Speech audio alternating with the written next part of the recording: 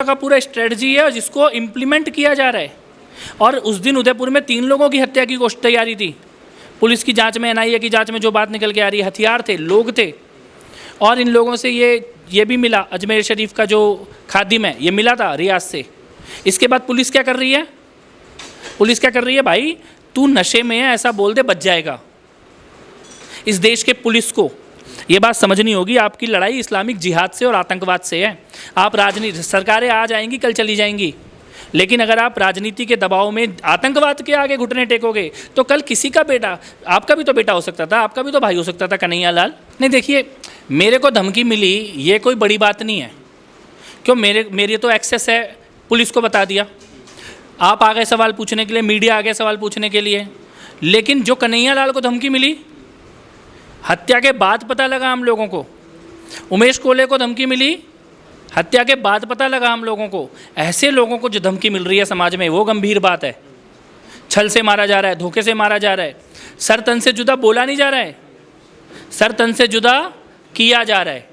खाली बोला नहीं जा रहा है, किया जा रहा है इस देश के अंदर। और एक बार नहीं किया, 2 बार नहीं किया, एक के बाद किया जा रहा है। कुछ लोग इस देश को चाहते हैं कि ये देश संविधान से ना चले, शरीयत से चले। जब भी मुसलमान अपराधी होगा, राहुल और प्रियंका गांधी नहीं जाएंगे। देखिए, आपको एक बात समझनी होगी कि नुपुर शर्मा कारण नहीं है, नुपुर शर्मा बहाना है। पत्थर चलाने का, दंगा करने का, हर थोड़े दिन में नया बहाना ढूंढो।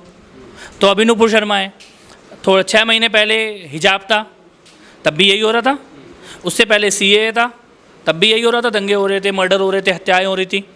थोड़े दिनों के बाद जनसंख्या नियंत्रण कानून हो जाएगा, फिर यूसीसी हो जाएगा। तो देश में एक वर्ग ऐसा है जिसको दंगा करने का, हत्या करने का बहाना चाहिए। आज उसके लिए नुपुर शर्मा बहाना है, और इस बात को बार बार हम सबको समझना होगा। नुपुर शर्मा कारण नहीं है, नुपुर शर्मा बहाना है। कारण होती तो कमलेश तिवारी क्यों मारे गए? वो तो सज़ा भी मिल गई थी, जेल भी होके आ गए थे। इसका मतलब आपको कानून से, संविधान से, सज़ा से, इससे कोई लेना देना नहीं है, कोई लेना देना नहीं है।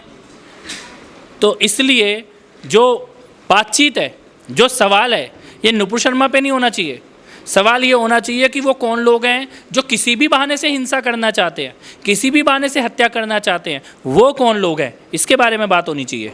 सर, सवाल ये है कि जो भी समर्थन करता है, सरतन से जुदा की धमकी, आपको भी धमकी मिली, आपने भी मदद की उदयपुर हत्याकांड में, वहाँ भी 1 करोड़ की आपने जो धनराशि दी, और अमरावती में भी दी थी। क्या कहेंगे आपको जो धमकी मिली? नहीं, देखिए, मेरे को धमकी मिली ये कोई बड़ी बात नहीं है। क्यों? मेरी तो एक्सेस है, पुलिस को बता दिया, आप आ गए सवाल पूछने के लिए, मीडिया आ गया सवाल पूछने के लिए। लेकिन जो कन्हैया लाल को धमकी मिली, हत्या के बाद पता लगा हम लोगों को। उमेश कोले को धमकी मिली, हत्या के बाद पता लगा हम लोगों को। ऐसे लोगों को जो धमकी मिल रही है समाज में, वो गंभीर बात है।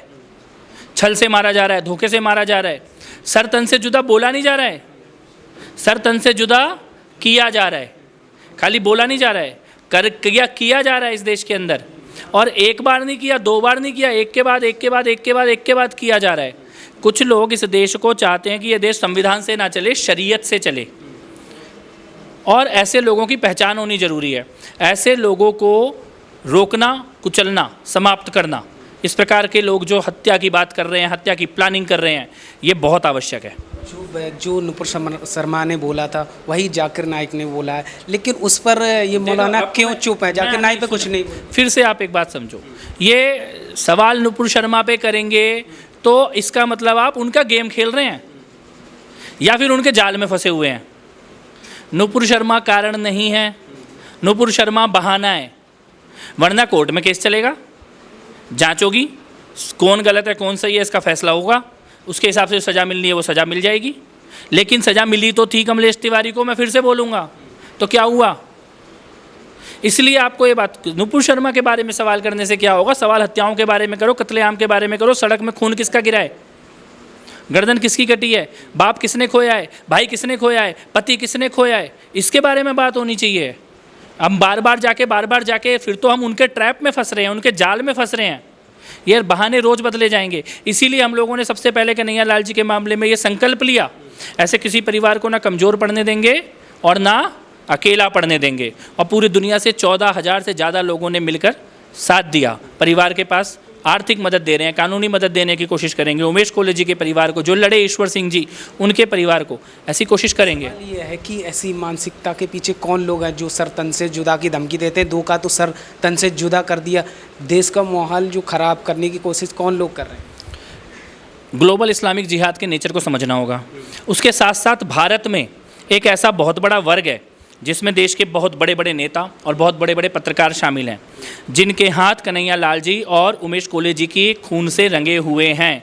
जो भी नेता और पत्रकार और बॉलीवुड का कलाकार ये बोलता है मुसलमान डरा हुआ है, इस्लाम खतरे में है, अल्पसंख्यकों के खिलाफ माहौल है, जीनोसाइड होने वाला है, नरसंहार होने वाला है, वो क्या कर रहा है? वो इस देश में ISIS, अलकायदा, जिहादियों के रिक्रूटमेंट का ग्राउंड तैयार कर रहा है। ये भोले लोग नहीं हैं, ये अपराधी हैं, हत्याओं के सीधे तौर पर जिम्मेदार हैं। ऐसा हर एक पत्रकार, ऐसा हर एक नेता और ऐसा हर एक बॉलीवुड का कलाकार जो बोलता है मुसलमान डरा हुआ है, वो आतंकवादियों की भर्ती का ग्राउंड तैयार कर रहा है, माहौल तैयार कर रहा है, मुसलमानों के लड़के आतंकवादियों की ट्रेनिंग ले इसके लिए प्रवोक कर रहा है। और उसके बाद उसकी परिणति हो रही है कन्हैया लाल जी की हत्या में, उमेश कोले जी की हत्या में। और यही लोग इस देश में आज जो वातावरण है उसके जिम्मेदार हैं, जो ये झूठ फैला रहे हैं मुसलमान डरा है, इस्लाम खतरे में है। सर तन से जुदा गैंग पर कुछ मौलाना कहते हैं कि ये भटके हुए नौजवान हैं, इनसे, इस्लाम से इनका कोई लेना देना नहीं। तो फतवा जारी कीजिए ना उनके खिलाफ, फतवा जारी कीजिए, जुम्मे के दिन सड़क पे भीड़ निकालिए, पत्थरबाजी कीजिए। आपके कथनी और करनी में अंतर क्यों है? हम तो मान लिया आपकी बात सच है, आप जो कह रहे हो आप सच है, आप इन आतंकवादियों के साथ नहीं हो, जिहादियों के साथ नहीं हो, तो एक्शन कहाँ है? एक्शन कहाँ है? कसाब के खिलाफ फतवा आया क्या? अफजल गुरु के खिलाफ आया क्या? बुरहान वानी के खिलाफ आया क्या? संसद में हमले के खिलाफ आया क्या? बोला क्या? किसी ने सजा दी क्या? बोला किसी ने इन आतंकवादियों का सर तन से जुदा होना चाहिए? पत्थर चलाए किसी ने? कौन से मस्जिद से, मदरसे से लोग सड़कों पे निकले? कन्हैया लाल जी की हत्या के खिलाफ, उमेश कोले जी की हत्या के खिलाफ निकलना पड़ेगा, तब भरोसा कायम होगा। वरना शब्दों, आपके शब्दों में और आपके व्यवहार में बैलेंस नहीं दिख रहा। अजमेर में जो सलमान चिश्ती ने जो बयान दिया है, गर्दन लाओ मकान ले जाओ, क्या कहेंगे इस बयान? खाली बयान नहीं दिया, वो रियाज से मिला भी था जिन्होंने कन्हैया लाल जी की हत्या की है। तो ये खाली बयान नहीं है, ये पूरा का पूरा स्ट्रेटजी है जिसको इम्प्लीमेंट किया जा रहा है। और उस दिन उदयपुर में 3 लोगों की हत्या की कोशिश तैयारी थी। पुलिस की जांच में, NIA की जांच में जो बात निकल के आ रही है, हथियार थे, लोग थे। और इन लोगों से ये भी मिला, अजमेर शरीफ का जो खादिम है ये मिला था रियाज से। इसके बाद पुलिस क्या कर रही है? पुलिस क्या कर रही है? भाई तू नशे में है ऐसा बोल दे, बच जाएगा। इस देश के पुलिस को ये बात समझनी होगी, आपकी लड़ाई इस्लामिक जिहाद से और आतंकवाद से है। आप राजनीति, सरकारें आज आएंगी कल चली जाएंगी, लेकिन अगर आप राजनीति के दबाव में आतंकवाद के आगे घुटने टेकोगे तो कल किसी का बेटा, आपका भी तो बेटा हो सकता था, आपका भी तो भाई हो सकता था, कन्हैया लाल। कितने बेगुनाह। अमरावती में क्या हुआ? 12 नवंबर को अमरावती में रजा एकेडमी ने दंगे किए, फसाद किया, शहर जलाया, लेकिन पुलिस ने कैसे डील किया उसको? एक घटना की तरह। अगर अमरावती पुलिस ने उसको इस्लामिक आतंकवाद की तरह डील किया होता तो उमेश कोले जी जीवित होते हमारे बीच में। मैं अमरावती में ये बोल के आया और आज फिर बोल रहा हूँ, देश के पुलिस को ये समझना होगा लड़ाई इस्लामिक आतंकवाद से है।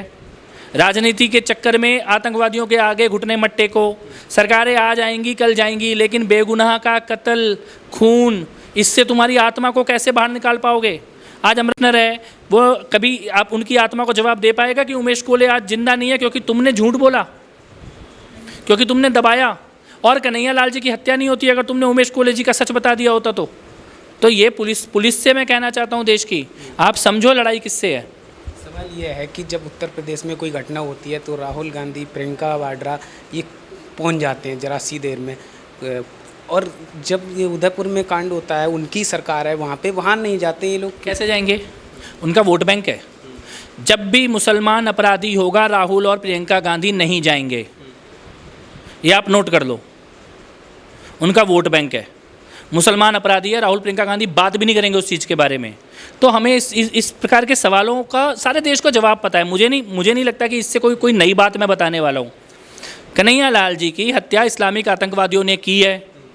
राहुल गांधी, प्रियंका गांधी जीवन में कभी नहीं बोलेंगे इस्लामिक आतंकवाद का नाश हो, इस्लामिक आतंकवाद ख़त्म होना चाहिए। जीवन में ये बात वो नहीं बोल सकते, वरना उनकी पार्टी ख़त्म हो जाएगी। कुछ कुछ मौलाना कहते हैं कि जब से मोदी सरकार आई है मुस्लिम देश का डरा हुआ है, उन पर ही अत्याचार ज़्यादा मैं फिर से आपको बोल रहा हूँ, जो भी व्यक्ति ये बोलता है मुसलमान डरा हुआ है, वो भारत में आतंकवादियों की रिक्रूटमेंट का माहौल बना रहा है। चाहे वो बॉलीवुड का कलाकार हो, चाहे वो नेता हो, चाहे वो पत्रकार हो, चाहे वो बहुत बड़ा इंटेलेक्चुअल हो, राइटर हो, कोई भी हो, जो भी व्यक्ति ये बोल रहा है मुसलमान डरा हुआ है, वो इस गेम का हिस्सा है। भारत में आतंकवादियों की रिक्रूटमेंट, जिहाद, इसके लिए माहौल बनाने का काम कर रहा है।